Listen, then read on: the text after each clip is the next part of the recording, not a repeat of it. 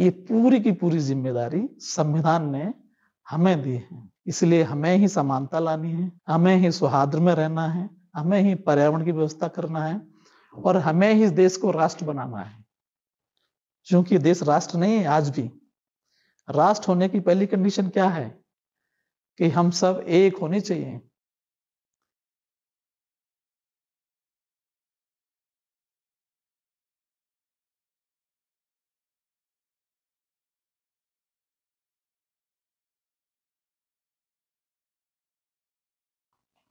तो ये बताइए आप लोग सपने कितने लोग देखते हैं?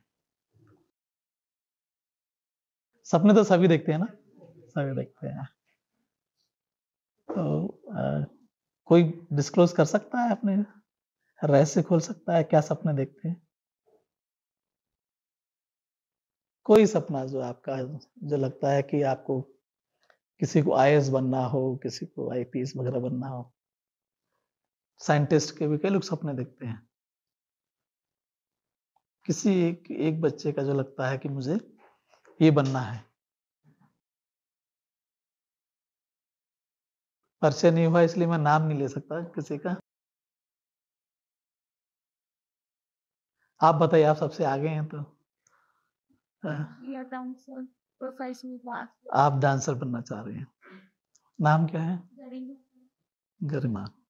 आपका क्या है? Civil services.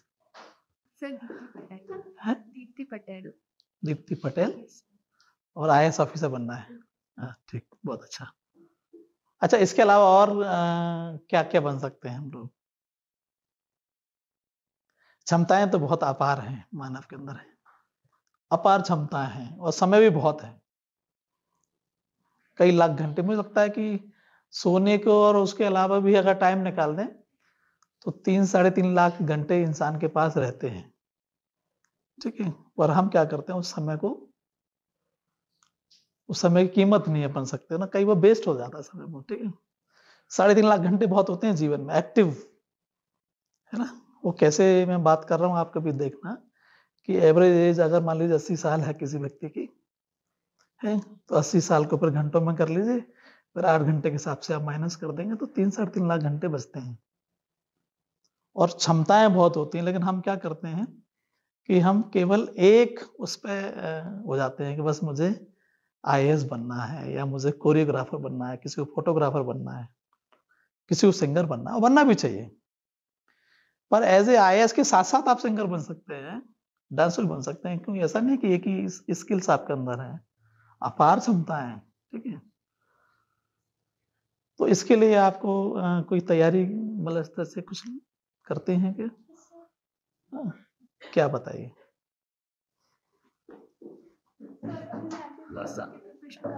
हाँ हाँ, उसके लिए मैंने ऑनलाइन कोर्स लिया हुआ है। हाँ, इन टॉप से एकेडमिक कोर्स, तो कृष्ण का भी प्लस भी कर रही हूँ। ग्रेट। प्लस सर्विस, प्लस खुद से भी कर रहे हैं। अच्छा, खुद से कर रहे हैं आप। ठीक ठीक ठीक। तो तरीका ये, आप ऑनलाइन क्लास लेती हैं, फिर नोट्स बनाती हैं, फिर पढ़ते हैं। ये अच्छा तरीका है। और इसके अलावा और लोगों को कोई तरीका है कि सब यही कर रहे हैं? ऐसा कोई है जो 10 घंटे सिटिंग करता हो, 15 घंटे बैठता हो, 12 घंटे बैठता हो? नहीं, वो गलत तरीका है। 10 घंटे नहीं बैठना है। बैठिए, बैठ। हाँ, देखिए, हम सब अलग अलग बैकग्राउंड से आए हैं। ठीक है, तो हमारी कैपेबिलिटीज भी अलग अलग होंगी, लेकिन हमारी क्षमताएं बहुत अलग, अपार हैं। तो कैपेबिलिटीज डिफरेंट डिफरेंट है। ठीक है, हर व्यक्ति डांसर नहीं बन सकता और हर व्यक्ति आईएएस भी नहीं बन सकता। तो हमें पहले ये देखना है कि हमें एक्चुअल में हमारी किस चीज में हमारा वो है, इंटरेस्ट है, जो आप कर सकते हैं, जो डुएबल है, जिसको किया जा सकता है। और उसके लिए फिर पागलों की तरह नहीं लगना है। लोग करते हैं एकदम जी जान से, फिर धीरे धीरे करके वो आदमी फेड अप होने लगता है व्यवस्था से। तो जैसे पिछले अभी मैं कुछ समय पहले उन बच्चों को बता के आया हूँ, वही सेम चीज आपको बता रहा हूँ। 4 से 5 पेज पढ़िए आप केवल। ठीक है, लाइब्रेरी किताब है, 5 पेन नहीं पढ़ लिया आपने, कोई रेफरेंस बुक उठा ली, कॉन्स्टिट्यूशन ऑफ इंडिया ले लिया आपने, ठीक है, या आपने बिपिन चंद्र पाल की हिस्ट्री ले ली, या जो भी किताब आपको पढ़ना है, 5 पेज पढ़ लीजिए, किताब बंद कर लीजिए आप उसको। फिर सोचिए कि आपने वास्तव में क्या पढ़ा। अगर आपको कुछ रिकॉल हो रहा है तो बहुत अच्छा है, इसका मतलब कि आपका वास्तव में ध्यान पढ़ाई पे था। नहीं तो आप खोले हैं और सुबह से लगे हैं और 15-20 पेज पढ़ दिए और पता चला कि एक लाइन भी हमें नहीं आती। तो 4 से 5 पेज पढ़े आपने, किताब बंद कर ली, फिर मंथन किया दिमाग में कि कितना कितना मुझे याद है, कितना याद नहीं आ रहा है, दोबारा पढ़ लीजिए। फिर लगा कि इन 4 पेजों के बारे में आपको समझ में आ गया कि इसमें ये है, अपनी शुद्ध भाषा में लिख लीजिए, जो भाषा आपको पसंद हो। जरूरी नहीं है कि आप उसके सेंटेंस अंग्रेजी में बनाएं, हिंदी अंग्रेजी मिक्स करके भी कर लीजिए। ठीक है, ठीक है। जैसे आपको लगा कि फर्स्ट वॉर ऑफ इंडिपेंडेंस है ना, 1857 की क्रांति, अगर आपने कहीं पढ़ा, फिर उसके बाद आपको लग रहा है कि इसमें ये कॉजेस थे, अपनी भाषा में लिखते रहिए। वो अंग्रेजी में कुछ लिखा है ग्रीज, काउ ग्रीज, छोड़िए, गाय की चर्बी लिख दीजिए, आपको याद तो रहेगा कम से कम कोशिश के लिए। फिर उसके बाद क्या करना है, आपने सारी चीज बढ़िया से पढ़ ली, फिर क्या करेंगे आप, थोड़ी सी एक्सरसाइज वगैरह पे ध्यान दीजिए, अपनी मेंटल हेल्थ पे, फिजिकल हेल्थ पे भी। सभी लोग लैंग्वेज पर कमांड कीजिए, कम्युनिकेशन स्किल्स पे ध्यान दीजिए, और अपनी पर्सनैलिटी पे। पर्सनैलिटी के लिए क्या होता है, फिटनेस, एक्सरसाइज, योगा, ये सारी चीजें आप ध्यान रखते जाइए। उसके बाद आप एम्प्लॉयबल स्किल्स रहेंगे आपके, टेस्ट जरिए टेस्ट देते रहिए। आपने कोई मॉक टेस्ट दिया, किसने कुछ टेस्ट दिया, सर्विस में है, अगर ये इसमें है, मान के चलिए कि कोरियोग्राफी लाइन में जा रहे हैं, तो कुछ और अच्छे सर्टिफिकेशन के कोर्स कर लीजिए। आप अपने आप को एम्प्लॉयबल समय के हिसाब से अपडेट करते रहिए। नहीं तो क्या होता है कि हम अपडेट नहीं करते हैं तो फिर हमारी वो वैल्यू खत्म हो जाती है, फिर हम लोग एक दिन देखते हैं कि यार हमें कोई पूछ नहीं रहा है। ठीक है, even if you are an IAS officer और एज ए प्राइवेट, आपको अपडेट तो होता ही रहना है, अपनी स्किल्स को आप रिवाइज अपडेट करते रहिए। यहां तक जिंदगी सिर्फ यही जिंदगी है क्या, फिर क्या है, एक अच्छा ह्यूमन बीइंग बनना है, गुड ह्यूमन बीइंग आपको बनना है ना। तो गुड ह्यूमन बीइंग के लिए क्या कंडीशन है, सबसे पहले इक्वलिटी, हमें सबको समानता से देखना है। अच्छा व्यक्ति भेदभाव नहीं कर सकता, तो हमें किसी से भेदभाव नहीं करना है। ठीक है, किसी से भी, गांव का हो, शहर का हो, हिंदी बोलने वाला हो, अंग्रेजी बोलने वाला हो, संस्कृति उसकी अलग है तो भी भेदभाव नहीं करना है, ज्योग्राफी अलग है तो नहीं करना है, रेस भी कई बार अलग हो सकती है, काला गोरा इस तरह से हो सकता है, नो। हमें अच्छा इंसान हम तभी हैं जब सबको समान व्यवहार करेंगे, समानता के साथ, भेदभाव रहित हमें करना है। और उसके अलावा अच्छा इंसान बनने के क्या तरीके हैं, एक sense of responsibility. Sense of responsibility, देखो अब इतने सीरियस नहीं होना है, मैं आपको बता दूं, अब बिल्कुल लोड मत लीजिए। देखिए ब्रेन जो है ना, ब्रेन को सबसे अच्छी चीज पता क्या पसंद आती है, फन और लव। ठीक है, आप हंसी मजाक कीजिए, ब्रेन को बहुत पसंद आएगा, प्यार मोहब्बत से रहिए, ही विल लाइक, है ना। जैसे आपने अभी सोचा, एकदम सबने स्ट्रेस अपने माथे पे जोड़ दिया, कुछ नहीं हो पाएगा, आपका ब्रेन कोई मेरी एक बात को रिटेन नहीं कर पाएगा। ठीक है, तो ये याद करने के तरीके, जब हम शॉर्ट फॉर्म बनाते हैं, एक्रोनम बनाते हैं ना, तो हम कई बार इतने भारी भरकम बना लेते हैं संस्कृत टाइप के, और फिर हमें पता नहीं चलता कि यार इसका क्या डिकोडिंग करेंगे, किस तरह से डिकोड करें। तो बढ़िया फनी टाइप के बनाइए, जिससे आपके दिमाग में कभी भी रहेंगे। तो नदियों के नाम का सीक्वेंस बना लीजिए, चोटियों के नाम का बना लीजिए। एक तो बहुत ही गंदा, हमने जब उस समय कॉलेज में थे तो हमने एक बहुत ही बेकार इतिहास का बनाया था कि गू खा तसले में। ठीक है, कि गुलाम वंश आए थे, फिर खजलीब आए थे, फिर तल्लब आए थे, सैयद आए थे, फिर मुगल आए थे, है ना, लोधी तसले में, है ना, लोधी देन मुगल। तो फिर एक ये था हमारे टाइम पे कि chief justice of India, state bank of Rajasthan, तो Chenab, Jhelum, Indus, then Sutlej, Beas and Ravi, इस तरह से। तो कुछ अच्छे से फनी टाइप के आप बनाए, क्योंकि वो चीज रिटर्न रहती है आपकी। ठीक है, बाकी चीजें शायद हो सकता ना है। ऐसे ही चंबल की सहायक नदियां, यमुना की CSB की, सी से होता है कैन, सिंध, बेतवा, इस तरह से जो रहती है ना सारी नदियां, लेफ्ट में अलग, राइट में अलग, ये सारी छोटी छोटी टिप्स हैं जो आपको रखनी है। तो पहला हमें समानता के साथ सबको भेदभाव रहित अच्छा इंसान बनने के लिए, ठीक है, पर्सनैलिटी पे ध्यान देना है। इंग्लिश लैंग्वेज आपकी अच्छी हो या कोई भी भाषा, पर कम्युनिकेशन स्किल बहुत अच्छी होनी चाहिए। आपने अच्छे परसेंटेज लाए कॉलेज में, बहुत बढ़िया मेहनत की, आप जॉब भी मिल गया, लेकिन आप उसको डिलीवरी नहीं कर पा रहे हैं, क्यों? आपको कम्युनिकेशन स्किल नहीं आती अच्छी तरीके से। तो जब आप लोगों के बीच में जाओगे और बात नहीं कर पाएंगे, तो आपके अफसर होने का या आपका मान लीजिए कोई भी सॉफ्टवेयर इंजीनियर होने का या कोरियोग्राफर होने का भी, आप प्रॉपर उसको स्टेप्स अगर कम्युनिकेट नहीं कर पा रहे हैं तो कैसे सीखेगा वो बच्चा dance? So there is a need of proper communication skill. तो लैंग्वेज पे फोकस कीजिए, अपनी हेल्थ पे दीजिए, योगा कीजिए, एक्सरसाइज कीजिए, देन लैंग्वेज हो गई, फिटनेस हो गई और स्किल्स आपकी। फिर हमें एक अच्छा इंसान बनने के लिए समानता के साथ सबको भेदभाव रहित ट्रीटमेंट करना है। कॉमिटी एक ऐसा शब्द है, कॉमिटी शायद आपने नहीं सुना होगा, फ्रेटर्निटी सुना है? भाईचारा, संविधान में जब हम पढ़ते हैं फ्रेटर्निटी सुना है? कितने लोगों ने सुना है? भाईचारा बोलते हैं इसको। बहनचारे के लिए कौन सा शब्द है? ब्रदरहुड के लिए तो फ्रेटर्निटी है, सिस्टरहुड के लिए कोई तो शब्द होगा।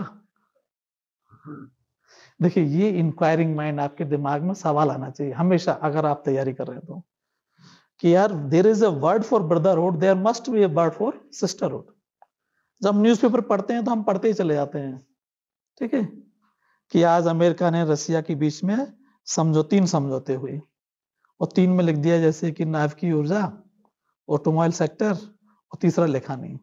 और आपने सिर्फ इतना पढ़ लिया कि अमेरिका रसिया के बीच में 3 समझौते हुए, वो 3 नंबर नहीं पूछे, वो तीनों के नाम पूछेगा, पर आपने पेपर में 2 ही पढ़े हैं, तो फिर तीसरा। तो आपको ये सवाल करना चाहिए, you have to put the questions, inquiring mind आप सबको होना चाहिए। इंक्वायरिंग माइंड से ही आप चीजों को रिटेन कर पाएंगे, जब तक और समझ पाएंगे। जब तक सवाल नहीं पूछेंगे आपको, मतलब सवाल नहीं पूछा इसका मतलब आपको कुछ समझ में नहीं आया। जब मैं सेशन खत्म करूंगा, देयर इज 2 पॉसिबिलिटीज, एक कि आपके पास कोई सवाल नहीं होगा, दूसरा आपके बहुत सवाल होंगे। सवाल ज्यादा है तो मतलब आपने वास्तव में मुझे सुना, और सवाल नहीं है तो इसमें या तो आपको पूरा समझ में आ गया, या फिर आपको कुछ भी समझ में नहीं आया, ठीक है। तो आपको इंक्वायरिंग माइंड होना चाहिए। इसलिए सिस्टरहुड का एक शब्द है सोरोरिटी, ठीक है, और सोरोरिटी और फ्रेटर्निटी को मिक्स करके एक शब्द बनता है कॉमिटी, जो जेंडर न्यूट्रल है। तो हमें सबके साथ मिलजुल कर परस्पर सौहार्द में रहना चाहिए, दैट इज कॉमिटी। तो भेदभाव नहीं करना है, मिलजुल कर ही रहना है, ठीक है। ये देश आपका है, ये सब कुछ आपका ही है, ठीक है। और आपको किस तरह से डिजाइन करना है इस देश को, इस भारत राष्ट्र को, ये सब आपको करना है। देन तीसरी क्या चीज है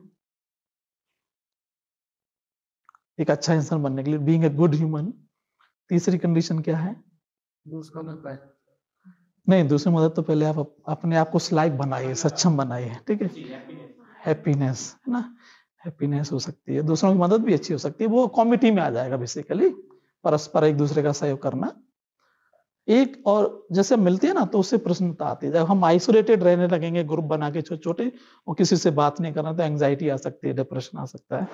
तो वो तो बहुत अच्छा स्टडीज है कि सोशल कैपिटल हेल्थ के लिए बहुत जरूरी है, गुड हेल्थ के लिए आपस में मिलजुल के रहना। एक और चीज है, वो है पर्यावरण का ध्यान रखना, क्योंकि पर्यावरण का अगर हमने ध्यान नहीं रखा तो गारंटीड ये लौट के अगले दिन आपके पास ही आना है, और इसके भयंकर परिणाम भी आ सकते हैं, ठीक है। ये इसकी जिम्मेदारी हमारी है। हम पर्यावरण के लिए या किसी भी चीज के लिए हम सामने वाले पर डिपेंड नहीं हो सकते कि भाई ये साफ करेगा या ये गंदगी नहीं फैलाएगा। शुरुआत हमें करनी है। एक है न्याय, सबके साथ न्याय कीजिए, ठीक है, जस्टिस। आप डॉक्टर भी हो सकती हैं, कल किसी की वाइफ भी होंगी, बेटी भी हैं, बहन भी हैं, एक सरकारी अफसर भी हैं, एक अच्छी डांसर भी हैं, कितने सारे रोल हैं आपके।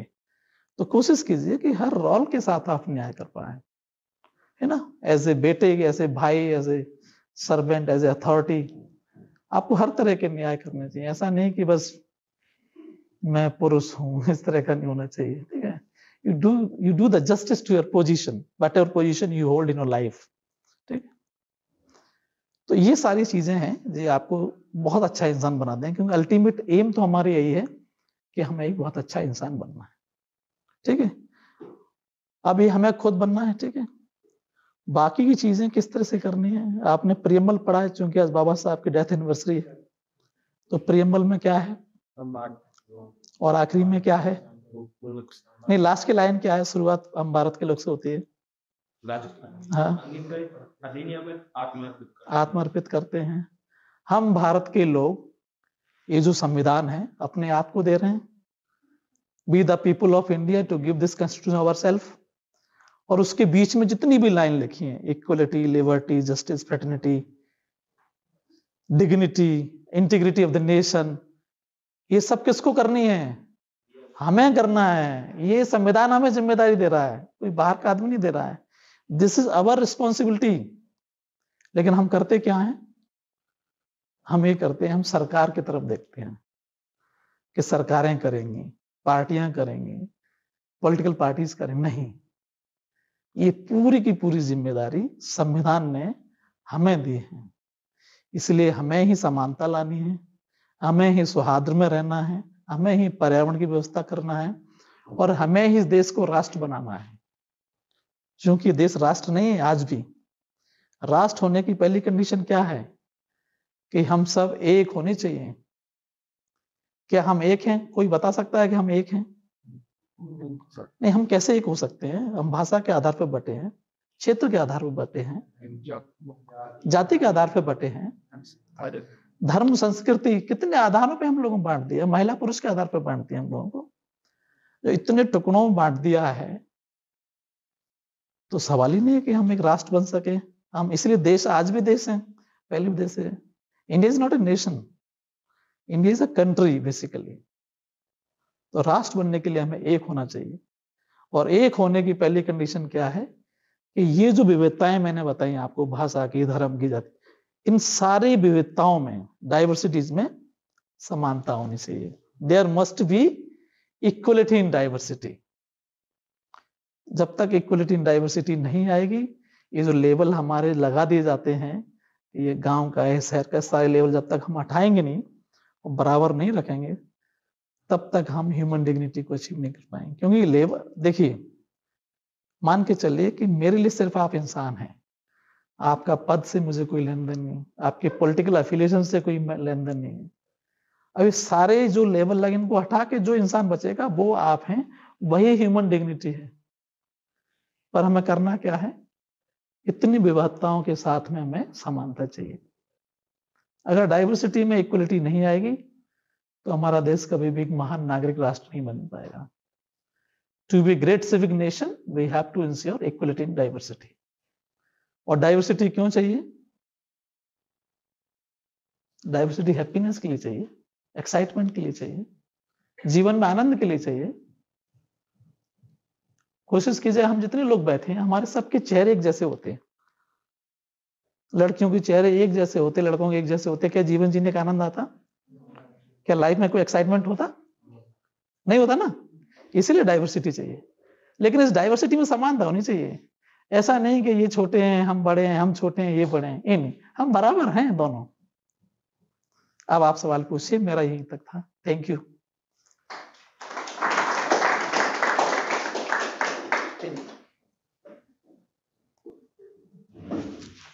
समझ में आया होगा, नहीं आया होगा, मैंने पूछ, सवाल से डिपेंड करेगा। सवाल पूछिए। I also be a professional dancer. तो I also prepare UPSC civil services. तो दोनों को साथ में लेके कैसे चले कि मैं एक डांसर भी बन पाऊँ और एंड ऑफिसर? नहीं, देखिए, इसमें एक तो अभी आपकी हॉबी रख लीजिए, ठीक है, उसे प्रोफेशन मत रखिए डांस को, ठीक है। और बहुत अच्छा है, आपको पता है, रिलीफ करने के लिए, वेंटिलेट आउट करने के लिए कई बार ऐसे मौके आते हैं कि तैयारी करने से मन करता है यार गिव अप कर देता है, मुझसे नहीं हो पाएगी। यू माइट फील, जब आप बहुत अच्छी तैयारी करते हैं ना, तो कभी लगता है छोड़ दो यार, बहुत हो गया। उस समय डांस कर लीजिए, आपको रिफ्रेशिंग होगा। आपको इस तरह की फीलिंग ही नहीं आएंगी। तो ये तो हेल्प करेगा डांस, ये रुकावट नहीं कर सकता। अगर आप कहीं कोर्सेस वगैरह लेने जाते हैं, कहीं कोचिंग लेने जाते हैं बच्चों को सिखाने के लिए, तो उसमें टाइम मैनेजमेंट का है केवल, वो टाइम कैन बी मैनेजेबल। आपको 10-15 घंटे नहीं पढ़ने हैं। जो इंटरव्यूज पढ़ते हैं हम लोग, यूट्यूब में सुनते हैं, रील्स में देखते हैं, इन पे कभी मत जाइए आप कि मैं 18 घंटे पढ़ के IAS की तैयारी की। 18 घंटे कोई नहीं पढ़ सकता। तो आप कोचिंग देती हैं क्या? नहीं, अभी नहीं देते हैं। तो फिर तो अभी बहुत अच्छा है। देन डांसिंग तो आपके लिए बहुत अच्छा सपोर्ट है, बहुत बढ़िया। यू एंजॉय डांस, और जब पढ़िए, पढ़ने के बाद थोड़ा सा ब्रेक ले लीजिए, है ना। क्या नाम है आपका? गरिमा सेन। गरिमा, ऑल दी बेस्ट है। थैंक यू मिलते हैं फिर आपसे जल्दी। Okay sir. और किसी का सवाल? किसी ने प्रीलिम्स दिया है, कोई कंपटीशन दिया है, SSC वगैरह? आप पूछिए, आपको कुछ समझ में? आपसे करो। हाँ, क्या सब्जेक्ट है आपका? मेरा नीट की तैयारी कर रही हूँ अभी। तो आपने तैयारी वैसे ही कर रही है कि जो मैंने बताया था इस हिसाब से करेंगे आप? हाँ, मैं जैसे आपने बताया था वैसे ही कर रही हूँ, सेल्फ स्टडी। बहुत अच्छा, बहुत बढ़िया। यू विल सिलेक्ट, गारंटीड हो जाएगा आपका। हाँ, और कोई आपका? लेकिन नीट के बाद रुकना नहीं, एक अच्छा ह्यूमन बीइंग भी बनना है, ठीक है। क्योंकि डॉक्टर्स की थोड़ी सी यहाँ उनको एक अच्छा ह्यूमन बनना भी चाहिए। बहुत अच्छा प्रोफेशन है वो। पीछे से और किसी का कोई सवाल हो? हाँ, पूछिए ना आपको। अभी जिस बात हुई थी कि कोई भी अच्छा इंसान बन सकता है, सब ये सोचते हैं कि हम अपना 100% अच्छा बनने में दें। सब सोचते हैं कि हमें कोई बुरा ना कहे, अपना 100% देते हैं नेचुरल, पर्यावरण के प्रति, परिवार के प्रति, समाज के प्रति। लेकिन कुछ कंडीशन ऐसी बन जाती हैं जिससे वो डिस्ट्रैक्ट हो जाता है।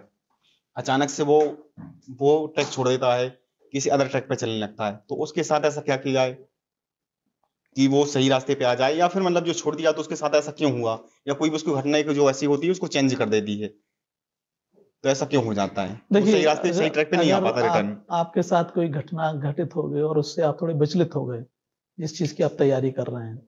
नहीं, मैं अपनी बात नहीं कर रहा हूँ, मैं अपनी और मतलब किसी की बात कर रहा हूँ, मतलब किसी की भी बात कर रहे हैं। कॉमन में तो देखिए, एक चीज मैं आपको बताऊं, ये जो डिस्टर्बेंसेस आते हैं सबकी लाइफ में आते हैं, और बहुत टेम्परेरी होते हैं ये डिस्टर्बेंसेस। ये मेरे साथ भी आए थे, आपके साथ भी आएंगे। उस समय थोड़ा सा धैर्य रखिए और विश्वास कीजिए कि बहुत शॉर्ट टाइम के लिए टेम्परेरी है, वो ओवरकम हो जाएगा। लेकिन आप जो 5 मूल्य है ना, उसके साथ समझौता मत कीजिए।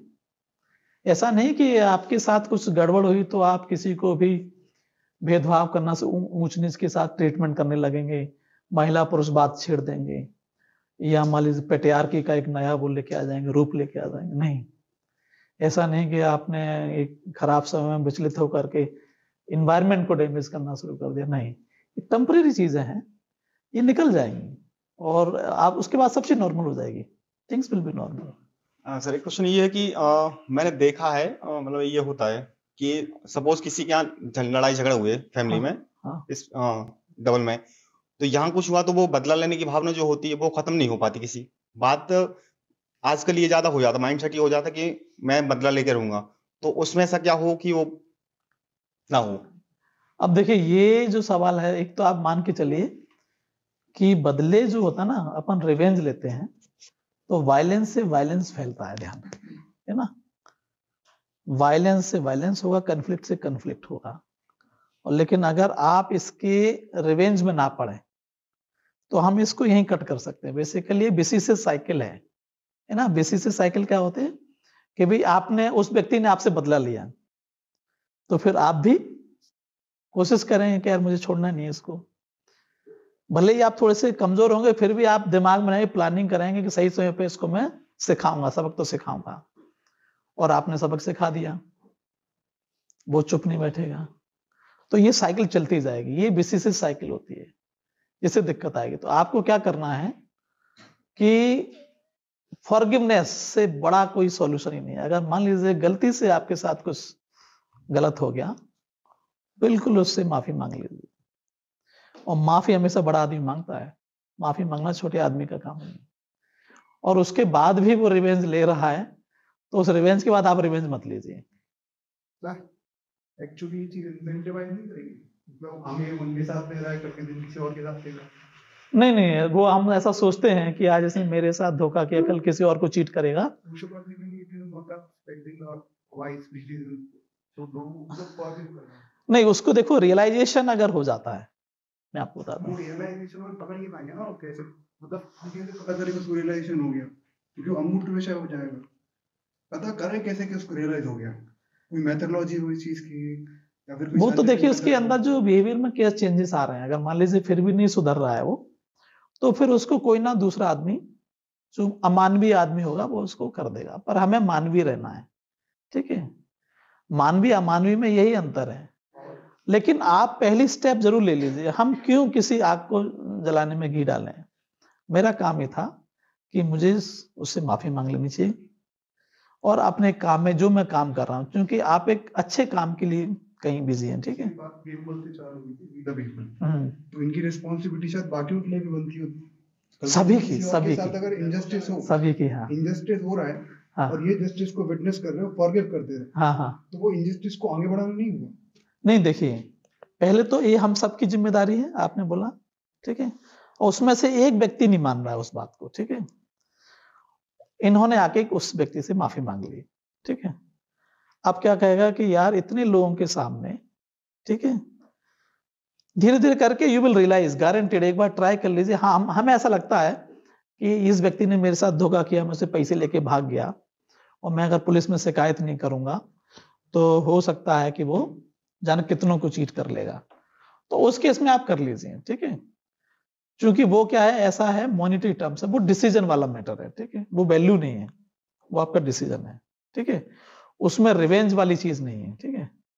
पर अगर आपने जो रिवेंज वाला है कि उसने कोई वायलेंस कर दिया, फिजिकल वायलेंस कर दिया, उस केसों में मुझे लगता है कि हम उसको अपनी तरफ से पहल करें कि चीजें क्लोज हो जाएं। जैसे एक छोटी सा केस है रोड रेस का, अगर कोई गाड़ी चला के निकला कोई ट्रैफिक रूल्स में फॉलो नहीं किया, हमने कंप्लेंट की, तो ये आ जाएगा कि आप ऑन द वे वो सामने बोल रहे हैं, हम को बोलना चाहते पर आगे जाके 10 मिनट जाके उसने किसी बुजुर्ग को गाड़ी मारी, तो आप कैसे जनरल को रिजॉल्व करें? हमारे दिमाग में आया था कि चलो मैं कंप्लीट कर देंगे, इससे कैमरा लगे हुए हैं, हाँ हाँ हाँ। बट अब वो आगे भी करते, चलो देखा जाएगा, आगे वो अपना कर लेगा। आप ये कह रहे हैं कि आप निकल रहे, आपके बगल से तेज रफ्तार में कोई व्यक्ति ला, उसने एक्सीडेंट कर दिया, तो आपको शिकायत करनी चाहिए। हमें दिमाग में आएगी तो फॉरगिव कर दे रहे, क्या करना है। हाँ, ये अक्सर दिमाग में आता है कि छोड़ो, वो ये लोग ज्यादा दिन के लिए आते नहीं है, इस तरह के लोग, वो 2-4 साल के बाद चले जाते हैं, इतने रफ गाड़ी चलाने वाले लोग। चलता है, एटीट्यूड में कन्वर्ट हो गया, चलता है। हाँ हाँ हाँ हाँ। उसको कैसे रिजॉल्व करेंगे? इसको तो देखो हमें ही को करना है, कोई बाहर का तो आदमी नहीं। जैसे आपने जो सोचा है ना, अगर यही व्यक्ति सबकी सोच हो जाए कि नहीं ये गलत है, क्योंकि करना तो हम ही को है। वो एक्सीडेंट लोगों का लीडर होगा। देखिए मैं बता रहा हूँ कि अगर हम धीरे धीरे करके इसी मुहिम को, B the people of India वाली मुहिम को, कि हमें सब कुछ करना है, हम किसी सरकार या ट्रैफिक नियम के जो इंचार्ज है, अथॉरिटी, उसके भरोसे नहीं रहना, हमें खुद करना है, तो ये एक मूवमेंट है बेसिकली। एक साथ तो परिवर्तन आएगा नहीं। लेकिन अगर हम यहाँ 40-50 लोग बैठे हैं, अगर 50 लोगों ने भी अगर प्रैक्टिस शुरू कर दी तो मल्टीप्लाई होती जाएगी और समय लगेगा। क्योंकि ये जो इंडियन माइंडसेट है ना, रूल को वायलेट करके उनको प्राउड फील होता है, जो बहुत पुरानी विचार है जो दिमाग में बैठा हुआ है। और जब तक ये खराब विचार है, ठीक है, इलीगल जो थॉट है, इसको हमें एक अच्छे थॉट से रिप्लेस करना है कि भाई इसमें कोई शान नहीं है मेरी नियम तोड़ने, मुझे कुछ वैसा प्राउड फील नहीं होना चाहिए। इनफैक्ट आजकल तो नियम तोड़ता है जो नए बच्चे, देखिए जो बहुत छोटे स्कूल के बच्चे हैं, हम तो आज भी सड़क में चलते कुछ फेंक भी सकते हैं, लेकिन नए बच्चा बिल्कुल नहीं फेंकता, वो गंदगी के प्रति बहुत सेंसिटिव है। अगर वो सामने कुर्सी बैठा है, माँ बाप को वो लाल बत्ती नहीं क्रॉस करने देते। आप देखिए परिवर्तन तो आ रहा है। पर आपका भी कहना है कि भाई चले हम 50 लोगों ने कर लिया, लेकिन शुरुआत तो ऐसे ही होगी, 50 लोगों से शुरुआत होगी। सबकी तो अपन कैसे कहेंगे कि एक साथ सब लोग एक अच्छे लोग बन जाए, ठीक है। पर अगर आप 50 शुरू हो गए ना, तो आपको देखा कम से कम 200 लोग हो जाएंगे और ये साइकिल शुरुआत हो जाएगी। और कुछ नहीं करना है, ये जो 4-5 मूल्य है ना, आप बस इनको अपने जीवन में उतार लीजिए बिल्कुल, कि कभी किसी के साथ भेदभाव नहीं करना है, कभी किसी के साथ ऐसा। अब होता क्या है, जैसे कि एक घर में एक 2 बच्चे हैं, ठीक है, किसी माँ के, एक लड़की एक लड़का, और बचपन में एक मान लीजिए बच्चा रोया, लड़का रो गया, तो हमेशा प्रयास करते हैं कि बेटी वाली चॉकलेट उसको दे दे, यार तेरा भाई रो रहा है तो इसको चॉकलेट दे दे। तो ये नहीं करना है भाई, जब हमने बराबर इक्वल बांट दिया है तो वाई शुड आई मतलब सिविल कंप्रोमाइज के ये मेरा भी ले लो, नहीं। तो ये चीजें हमें शुरुआत करनी है। बहुत अच्छा सवाल है आपका, लेकिन अगर हम सोचें कि वन शॉट में सारी चीजें बहुत अच्छा एक देश राष्ट्र बन जाए, नहीं बनेगा। बट ये गारंटी है कि 10 साल में अगर हम सब लोग ठान लें, 10 साल में हम इस देश को राष्ट्र बना सकते हैं। लिख लीजिए इस बात को, क्योंकि टेक्नोलॉजी है, कनेक्टिविटी बहुत अच्छी है, थॉट्स ऐसे वायरल होते हैं। आपकी एक स्टोरी, एक अच्छी स्टोरी कि इन्होंने उस व्यक्ति को रेस्क्यू किया, सड़क के किनारे पे एक्सीडेंट गिर गया था। आजकल तो इंसान पता किस तरह का हो गया है कि गाय मर जाएगी तो आप उसके लिए लड़ने आ जाएंगे, उसको रेस्क्यू करने आ जाएंगे। गौ रक्षक बन गए हैं, कुत्तों के लिए एक एनजीओ काम कर रही है। कुत्तों को आप पत्थर नहीं मार सकते बड़े शहर में, लेकिन इंसान सड़क पे मर जाए, आदमी बगल से निकल जाएगा। मारपीट हो रही है, उसको साथ देखेगा नहीं, और फंस जाएंगे, पुलिस केस में आ जाएंगे। सो ये जो एटीट्यूड है, ह्यूमन एटीट्यूड, ये चेंज करना है। और ये किसे चेंज करना है जी? हमें करना है। इसकी शुरुआत हमसे होनी चाहिए। बस इतना ही कहना था। और बताइए आप कुछ पूछ रहे थे, पीछे बैठे हो, इस मैडम के पीछे। हाँ हाँ, आप पूछो। कौन सी क्लास में आप? पॉलिटिकल साइंस से पीजी किया है, तो पीएचडी भी करेंगे आप? नेट अच्छा, नेट से आपका फिर वो पीएचडी की स्कॉलर मिल जाएगी आपको, है ना?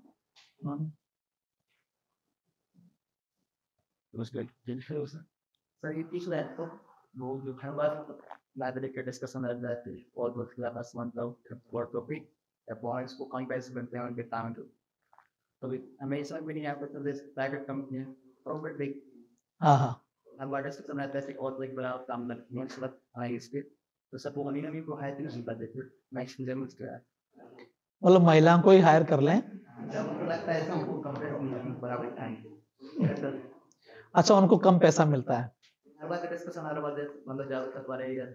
देखिए, ये तो अभी पिछली बार नोबेल प्राइज मिला था इकोनॉमिक्स में, तो इसी विषय पे रिसर्च थी उनकी कि महिलाओं को वेजेस कम मिलते हैं। वो केवल वेज गैप की बात कर रहे हैं कि भाई पुरुषों के बराबर वेज, और वो कहाँ कह रहे हैं कि सिर्फ पुरुषों को रख लें, इससे तो असमानता फैलेगी, जेंडर इक्वलिटी कैसे आएगी? कहते हैं कि मतलब बराबर काम बराबर पैसे नहीं करते, काम तो बराबर हाँ और कहते हैं तो आप बराबर सब कंटेंट कम बेच पाएंगे बॉयज को हायर कर दे। वुमेन्स को हायर करने से पैसे कैसे हो जाएंगे? मान लीजिए आपको 20,000 मिले, एक महिला को मान के चलिए 10,000 मिले, तो आप ये कह रहे हैं कि 2 महिला रख लें तो 20,000 मिल जाएंगे? नहीं, उसके साथ तो 10 ही मिले उसको तो।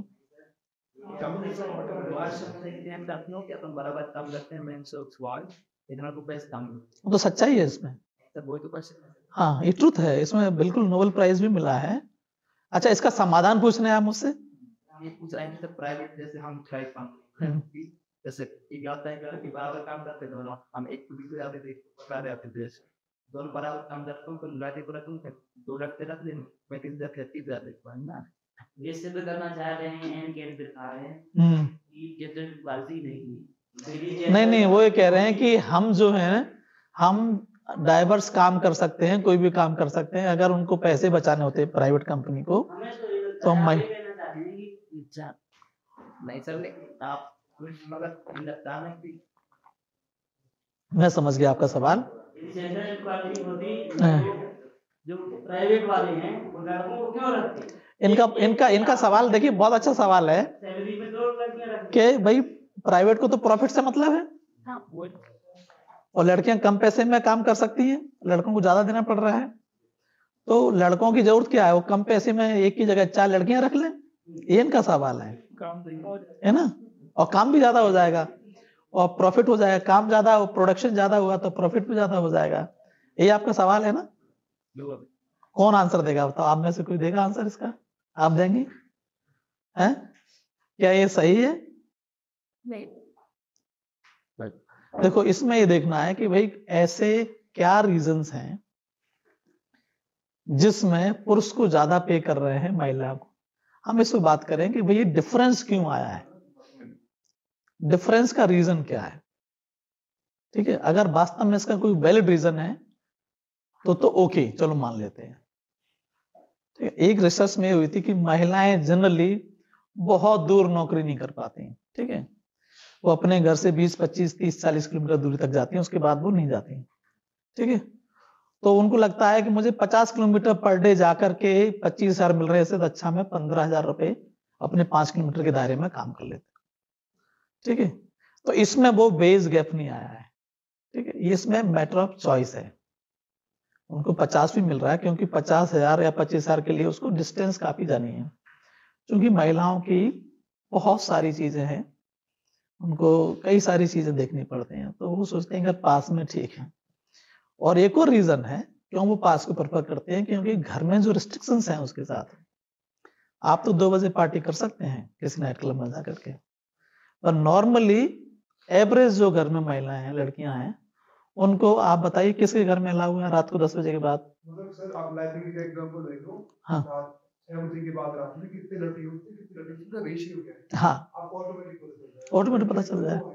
हाँ, मतलब और जो 5 घंटे के नाइट क्लब में ना आपको, तो ये 6 बजे से लेकर 10 बजे तक घर काम कराएंगे और शाम को घर बना दिया 6 बजे से 9 बजे तक 4 घंटे खा लिए। हाँ, हाँ, आज 3 घंटे और खा लिए, 8 घंटे हो गए। हाँ, 8 घंटे का जो एवरेज का डेफिसिट आया, तो एक ह्यूमन कैसे आगे बढ़ सकता है? बिल्कुल। तो इतनी दूर जाने की जरूरत नहीं है, आसपास की वो आसपास से देखते हैं, उनको पता है कि उनके रिस्ट्रिक्शंस हैं और ये सोशल रिस्ट्रिक्शंस हैं।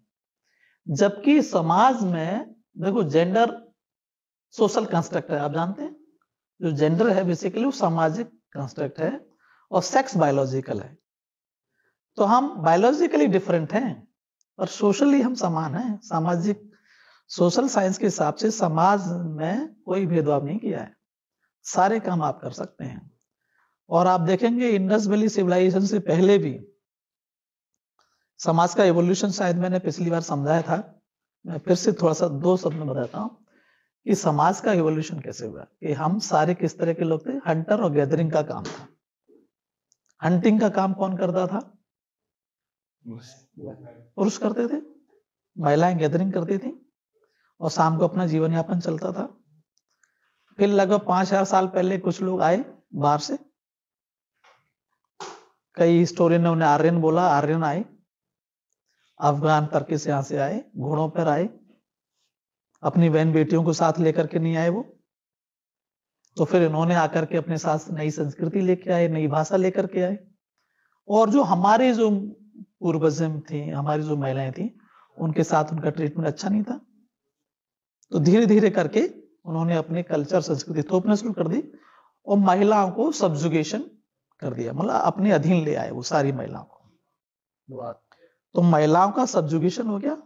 और जो मातृ सत्ता व्यवस्था थी, प्रॉपर्टी राइट इसमें और जोड़ दीजिए, संपत्ति के अधिकार के साथ में, मातृ सत्ता व्यवस्था हमारी पितृ सत्ता व्यवस्था में हो गई। अब महिलाओं को किसी भी निर्णय के लिए पुरुष पर डिपेंडेंट रहना शुरू कर दिया, किसी भी डिसीजन के लिए। तो ये धीरे धीरे करके हमने शुरुआत की। अब कितनी दूरी पे जाना है, क्या करना है, कौन सा काम, सारे के सारे डिसीजन पुरुष कर रहे हैं। जबकि एक हाउस होल्ड का सबसे अच्छा डिसीजन महिला कर सकती है। किचन कैसे चलेगी, परिवार कैसे चलेगी, महिला से अच्छा कोई कर नहीं सकता। और मेघालय एक ऐसा राज्य है जहां आज भी मातृ सत्तात्मक व्यवस्था है। वहां देखिए कि महिलाएं कितना अच्छा काम कर रही हैं, सारे काम कर रही हैं इनफैक्ट। लेकिन वहां भी माइंडसेट जो पुरुषों का है ना, वो पैट्रियार्किकल माइंडसेट है मेघालय के भी। वहां के पुरुष आज भी उनको उसी तरह से ट्रीट करते हैं। तो जो आपने सवाल बोला था ना, वो सवाल बड़ा डेंजर सवाल है। हमें इक्वलिटी की बात करनी चाहिए। आपको कहना चाहिए कि नहीं सर, ये सब इनको भी सैलरी बराबर मिलनी चाहिए थी और हम लोगों को घर बिठा दो और महिलाओं को ज्यादा दे दो। ये हमें ये हम विचार बदलना पड़ेगा बेसिकली। हाँ, देखिए जब मार्केट फेल होता है ना, नाम क्या है आपका? नीलेश। जब मार्केट फेल होता है ना, तब सरकारें काम आती हैं, तब ह्यूमन सोसाइटी का रोल बढ़ता है। और मार्केट जब, जैसे मैं बता दूं जो मेरा काम है, हम लोग यूनिवर्सल सर्विस ऑब्लिगेशन फंड है, जो आपके यूपीएससी में क्वेश्चन आता है, उसका नाम चेंज कर दिया है, डिजिटल भारत निधि कर दिया है, ठीक है। तो यूएसओएफ के फंड से हम ऐसे एरिया में मोबाइल टावर के लिए सब्सिडी देते हैं जहां प्राइवेट कंपनी तैयार ही नहीं होती, बोले इस गांव में नहीं लगाऊंगा, उसे पता है 50 कनेक्शन मिलेंगे। हमने फिर 5,000 करोड़ का टेंडर फ्लोट किया, 5-7 जो भी 1,000 करोड़ का टेंडर दिए सरकार ने, और वो रिलायंस जियो को दे दिया, बीएसएन को दे दिया। और मध्य प्रदेश में ऐसे गांव जहां कहीं कोई टावर नहीं है, सरकारी पैसे से वो टावर लगाए जा रहे हैं, क्योंकि वो प्रॉफिट वाली बात है, उनको तो प्रॉफिट चाहिए, बिना प्रॉफिट के वो लगाएंगे नहीं। देन सरकार ने अपनी ये जिम्मेदारी अपने कंधों पर ली कि I will finance this connectivity. तो जहां ये जो आप बोल रहे हैं कि जहां प्राइवेट फेल होता है, वहां सरकार आती है या ह्यूमन सोसाइटीज आती है। और ह्यूमन सोसाइटीज में ह्यूमन वैल्यूएबल सोसाइटी, इसमें आप और हम सब हैं, ये हमें रोकना है। अगर कोई कर भी रहा है ना इस तरह कंपनी, अदर देन ये कह के कि नहीं आप सारे पुरुषों को निकाल के, मैं हम उसे रोकना है कि नहीं, यू शुड गिव। बोले तुम किस आधार पर, उस क्या महिला की प्रोडक्टिविटी कम है, उसका काम या स्किल में कमी है, या किसी और वजह से आप कम दे रहे हैं, है ना। और मेरे हिसाब से तो यही होना चाहिए। आप लोग सहमत हैं क्या, है ना? क्योंकि सॉल्यूशन ये है, ये तो क्वेश्चन पूछ रहे हैं ना, इसका एग्जैक्टली रीजन ये है कि लेबर फोर्स पार्टिसिपेशन में जो महिलाओं का कंट्रीब्यूशन ऑफ 27% है लेबर फोर्स पार्टिसिपेशन। हाँ हाँ और 90% जो रेशियो है वो इन्फॉर्मल सेक्टर में, तो ये फॉर्मल सेक्टर की बात कर रहे हैं। हाँ हाँ तो लेबर लॉ का नीडेड। हाँ हाँ बिल्कुल सही। कारण का ये है कि हाँ क्या अवेलेबल ही कम है, हाँ, जैसे है ही कम। अवेलेबल कम क्यों है, लेबर फोर्स में कम क्यों है? वही रीजन है ना, माइंडसेट, पैट्रियार्कल माइंडसेट, इस वजह से कम है। तो हमें, वही मैं आपसे कह रहा हूं कि हमें अपने माइंडसेट को चेंज करना है, ठीक है। और हमेशा 4-5 मूल्य हैं, उसको आप ध्यान में रख के बात कीजिए, उसी को ध्यान में रख के आप कोई भी काम करेंगे, ठीक है। अपने डिक्शनरी से निकाल दीजिए 4-5 चीजें। पर्यावरण आपको सब प्रथम रखना है, भेदभाव किसी के साथ नहीं करना है, भाईचारे के साथ रहना है, जो भी चीज मिली है आप उसके साथ, उस चीज के साथ आप न्याय करना है, ठीक। और मिलजुल के रहिए, बिल्कुल ऐसा नहीं कि मैंने क्या बोला था कि अगर सबके सेम चेहरे हो जाएंगे तो क्या मजा आएगा। अगर एक ऑफिस में सारी महिलाएं होंगी तो कोई काम करने का मजा आएगा?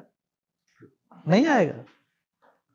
बैलेंस रहता है, डिसिप्लिन रहता है, बता रहा हूँ। जब जेंडर रहती है ना, दोनों जेंडर, तो डिसिप्लिन भी उस ऑफिस में रहता है। अगर किसी ऑफिस में, जैसे हमारे ऑफिस में मान लीजिए सारे पुरुष हैं, तो दे समटाइम दे फॉरगेट कि यार भाई आप पब्लिक ऑफिसर्स हैं, उस लेवल पे भी पहुंच जाते हैं बातचीत करने का। अब महिला है तो they will behave nicely and discipline तरीके से। हाँ जो ऑफिस जेंडर न्यूट्रल है, हाँ जो डाइवर्स है, हाँ हाँ इन टर्म्स ऑफ जेंडर और कल्चर, हाँ हाँ उनकी प्रोडक्टिविटी 23% ज्यादा हाँ, इवन प्रोडक्टिविटी भी ज्यादा है, प्रोडक्टिविटी से ज्यादा और प्रॉफिटेबिलिटी, हाँ हाँ, डाइवर्सिटी डाइवर्सिटी है, gender diversity. All kind of diversity, all kind of diversity.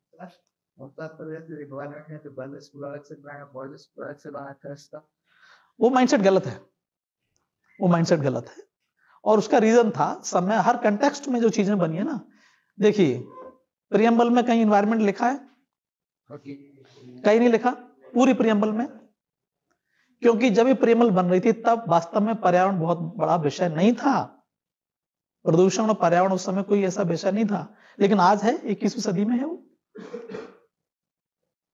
तो उस कंटेक्स्ट में हो सकता है कि जहां महिलाओं को घर से निकलने की दिक्कत थी, स्कूल भेजने की प्रॉब्लम थी, और उस कंटेक्स्ट को देखिए, हिस्टोरिकल कंटेक्स्ट को, तो उसके चलते उन्होंने सेपरेट स्कूल्स बनाए, कॉलेजेस बनाई महिलाओं के लिए। और कोई सवाल?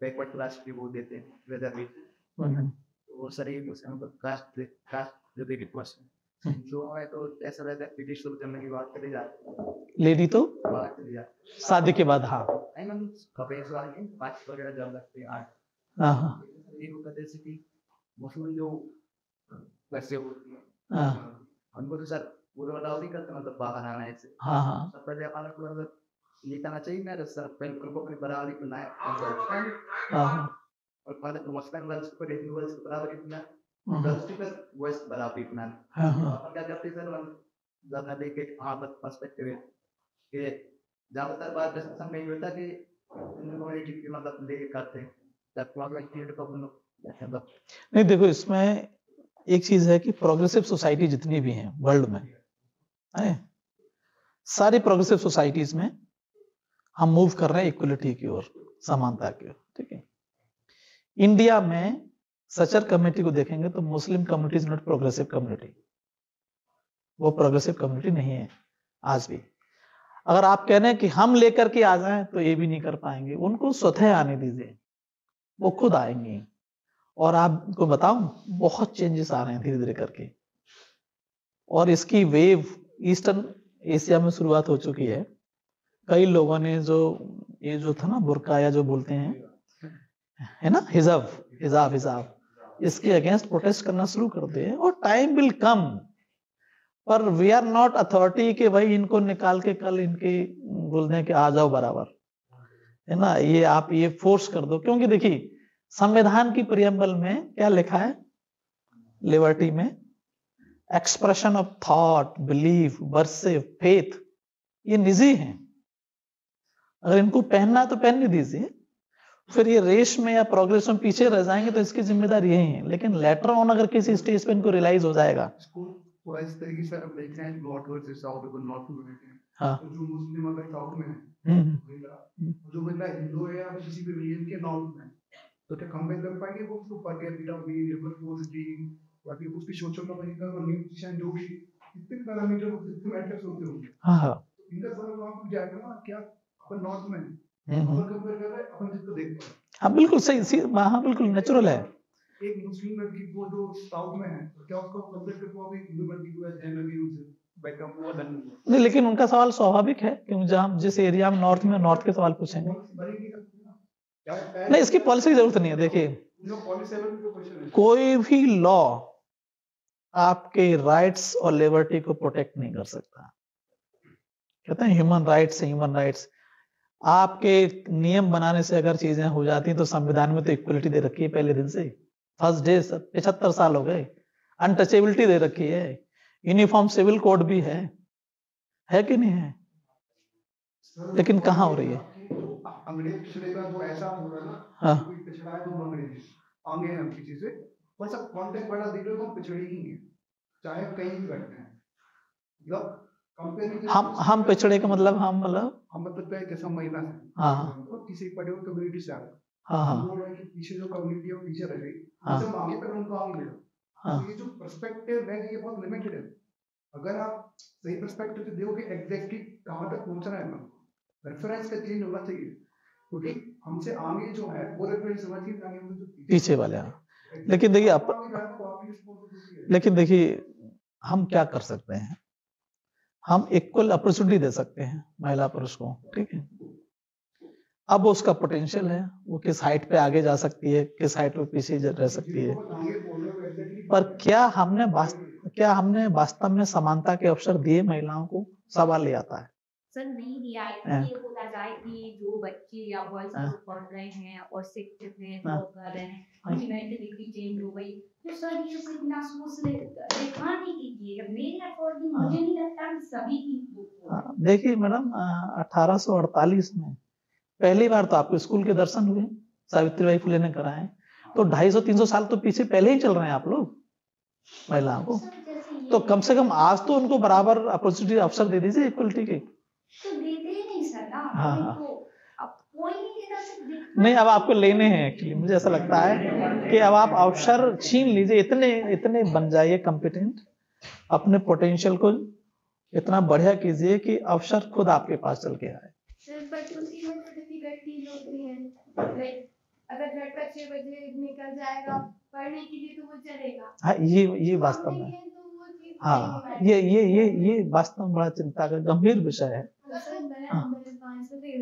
मेरे घर में था कि 5 बजे का खाना है, लेकिन मैंने स्ट्रगल किया, मैं अब 8 बजे मिल जाती। बहुत अच्छा है। उसके बीच जो ऑब्स्टिकल्स आते हैं वो कहीं ना कहीं माइंडसेट को वीक बना देते हैं। हाँ इसमें सही बताएं, जैसे आपसे ज्यादा मुझे लगता है कि आज इस क्लास में पेरेंट्स होते तो और ज्यादा जरूरी था, क्योंकि पेरेंट्स का माइंडसेट जो है ना भेदभाव का, ये इतनी उनको इनसिक्योरिटी क्यों है? पेरेंट्स को इनसिक्योर होना लड़की पे निर्भर नहीं करता, वो लड़की से इनसिक्योर नहीं है, वो सोसाइटी से इनसिक्योर है। हाँ वही तो मैं कह रहा हूँ, सोसाइटी पता है किससे मिलकर नहीं है। पिता अपनी बेटी से बोल रहे हैं कि आप 5 बजे तक घर आ जाइए, हाँ। तो वो ये नहीं चाहते कि बच्चे पढ़े ना, हाँ। उनको ये डर है कि 5 के बाद उसको कुछ ऐसा ना हो जाए हाँ हाँ जो फिर वो आगे उसकी और लेकिन सोसाइटी तो हम लोगों से मिलकर बनी है, इसलिए यार सोसाइटी होती, समाज होता तो अपन ज्यादा और बात करें। लड़की से नहीं बोलना चाहिए कि आप लड़िए अपने हक की, ये बात ये आनी चाहिए कि आपको लड़ना क्यों पड़ रहा है। हाँ बिल्कुल सही कह रहे हैं, इसलिए मैं बता रहा हूँ कि पेरेंट्स अगर होते हैं यहाँ पे, क्योंकि हम सब मिलके तो समाज बनाते हैं। आपको डिस्कशन हुआ, आपके हमारे डिस्कशन में चीजें सामने आई कि 6 बजे के बाद हमें, अगर यहाँ पेरेंट्स होते तो उनसे कहते कि भाई आपको किस चीज का डर है बेसिकली, है ना। देखिए अगर मैं अपने बच्चों का और आपका अगर मैं वास्तव में लिबर्टी नहीं दूंगा तो इनोवेशंस और आइडिया कैसे आएंगे? देश की ग्रोथ के लिए इन्होंने बोला कि लेबर फोर्स पार्टिसिपेशन बहुत कम है महिलाओं का, 37 समथिंग। देखिए देश की ग्रोथ के लिए हर सेगमेंट का कंट्रीब्यूशन बहुत जरूरी है, each and every community, her segment का। लेकिन हम क्या कर रहे हैं, लगभग 50% लोगों का देश की ग्रोथ स्टोरी में कोई रोल नहीं है महिलाओं का। महिलाएं और कुछ ऐसे पुरुष हैं जो नहीं, सब मिला के जाएंगे केवल आधे लोग ही देश की ग्रोथ हिस्ट्री लिख रहे हैं। कल्पना कीजिए कि अगर 100% में कन्वर्ट हो जाए तब हम कह सकते हैं कि वी आर विश्वगुरु। हाँ तो इनका ये बहुत बड़ा पोटेंशियल है। देखिए ह्यूमन रिसोर्स से बड़ा कोई रिसोर्स नहीं है, मानव संसाधन से बड़ा कोई रिसोर्स नहीं। लोग कहते हैं कि भाई आबादी बहुत है, मैं उसको पॉजिटिव नजर से देखता हूं कि मेरे पास रिसोर्स बहुत अच्छे हैं। ह्यूमन रिसोर्स तो बहुत इनवैल्यूएबल रिसोर्सेस हैं, पर क्या हमने उस रिसोर्स को सही जगह कस्टमाइज जो टैलेंट डिप्लॉयमेंट जिसको बोलते हैं यूज किया कि नहीं किया? अब ये इनको मान लीजिए इनको कोरियोग्राफर बनना है, पेरेंट्स की इच्छा नहीं डॉक्टर बनो, डॉक्टर बनो। What kind of mentality we have? कई पेरेंट्स नौकरी नहीं करवाना चाहते। तो मुझे लगता है कि अगर आपका टैलेंट ये है उसको मैं कस्टमाइज करूं, आपकी स्किल्स को हॉनिंग करूं, फिर आपको डिप्लॉय करूं कि you can give your productive output in this field. और होता कुछ और है, मैथ पसंद नहीं तो मैथ दिला देते हैं, है ना। तो कोई नहीं, विल कंटिन्यू।